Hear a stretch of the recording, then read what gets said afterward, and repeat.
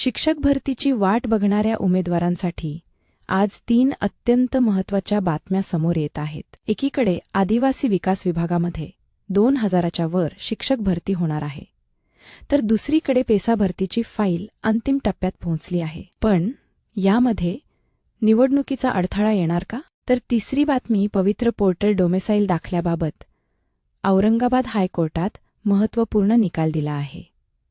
चला पाहूया सविस्तर अपडेट. पहिली मोठी अपडेट म्हणजे आदिवासी विकास विभागातील शिक्षकांची रिक्त पदे आता पवित्र पोर्टलच्या माध्यमातून भरली जाणार आहेत. अंदाजे 2000हून अधिक जागांसाठी ही भरती असण्याची शक्यता आहे. शासनाने 80% पदभरतीला मान्यता दिलेली असली तरी सर्वोच्च न्यायालयाच्या 50% आरक्षणाच्या अटीचा विचार करून पेसा क्षेत्रातील शिक्षक भरतीचा काय अंतिम निर्णय येतो व नॉन पेसातील शिक्षक भरतीचा हे पाहणे महत्त्वाचे ठरेल. जर तांत्रिक अडथळे आले नाहीत तर ही भरती 2000च्या वर होऊ शकते असा अंदाज बांधला जातो आहे.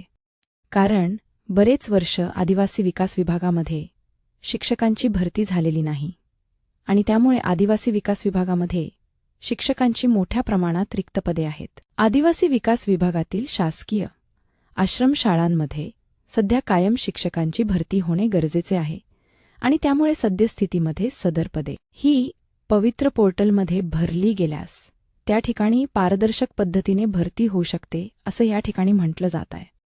दुसरीकडे पेसा क्षेत्रातील शिक्षक भरतीबाबत सकारात्मक बातमी आहे.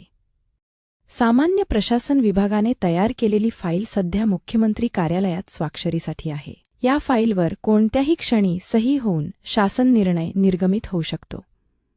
यामुळे पेसा क्षेत्रातील उमेदवारांच्या आशा पल्लवित झाल्या आहेत. एकीकडे सुप्रीम कोर्टाने ऑक्टोबर महिन्यामध्ये 50% पद भरण्याचे तात्पुरते आदेश देऊनही महाराष्ट्र शासनाने आज पावेतो कुठलाही निर्णय घेतलेला नाही.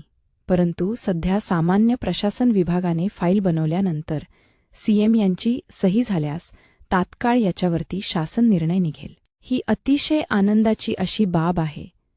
पेसा क्षेत्रातील कायम पदभरतीचा मार्ग अजूनही मोकळा न झाल्यामुळे उमेदवार अतिशय नैराश्यामध्ये जीवन जगत आहेत. त्यामुळे कायम भरतीसाठी हा शासन निर्णय अत्यंत महत्त्वाचा असून उमेदवार आतुरतेने वाट बघत आहेत. परंतु यामध्ये एक तांत्रिक अडचण आहे. राज्यात सध्या जिल्हा परिषद निवडणुका जाहीर झाल्या आहेत. निवडणूक आचारसंहितेच्या नियमानुसार या काळात नवीन नियुक्ती पत्रे देण्यावर निर्बंध असतात. अशा परिस्थितीत शासन निवडणूक आयोगाकडून विशेष परवानगी घेणार की निकाल लागेपर्यंत वाट पाहावी लागणार हे लवकरच स्पष्ट होईल. निवडणूक आचारसंहिता लागू असताना नवीन नियुक्त्या देण्यावर सर्वसाधारणपणे बंदी असते. याचे मुख्य कारण म्हणजे अशा नियुक्त्यांचा वापर मतदारांना आकर्षित करण्यासाठी किंवा प्रभाव पाडण्यासाठी केला जाऊ शकतो असे मानले जाते. महत्त्वाचे नियम काय आहेत?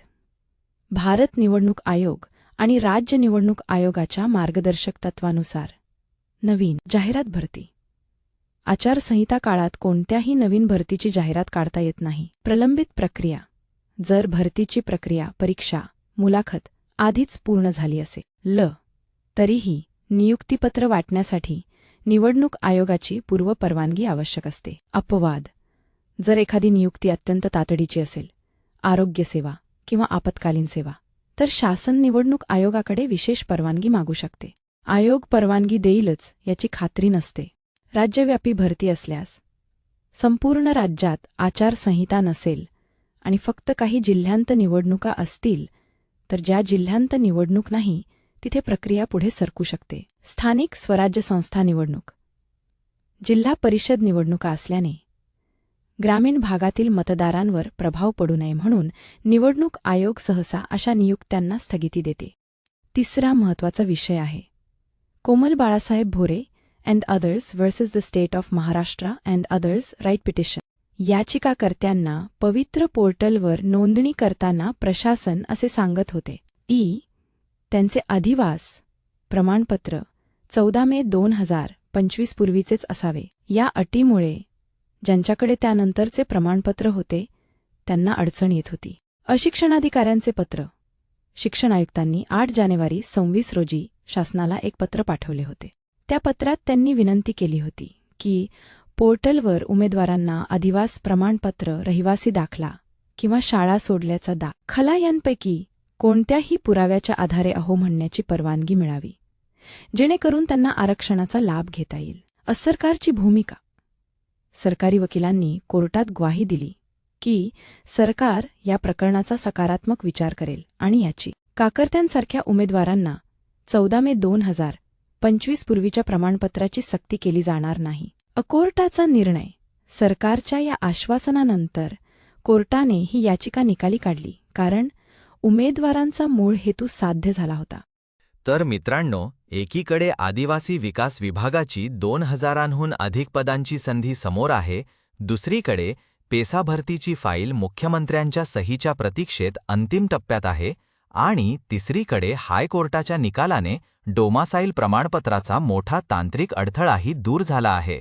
आचारसंहितेमुळे सध्या थोडी अनिश्चितता असली तरी प्रशासकीय हालचाली पाहता तुमची प्रतीक्षा आता संपत आली आहे असे म्हणायला हरकत नाही. निवडणुकीचा धुराळा शांत होताच प्रक्रिया वेग घेईल. तुम्हाला काय वाटते? आचारसंहितेच्या काळात शासनाने विशेष परवानगी घेऊन नियुक्त्या द्यायला हव्यात का? व्हिडिओला लाईक करून नक्की कळवा. असेच व्हिडिओ बघण्यासाठी आपल्या DM रियालिटी चेक या YouTube चॅनलला सबस्क्राईब करा. धन्यवाद.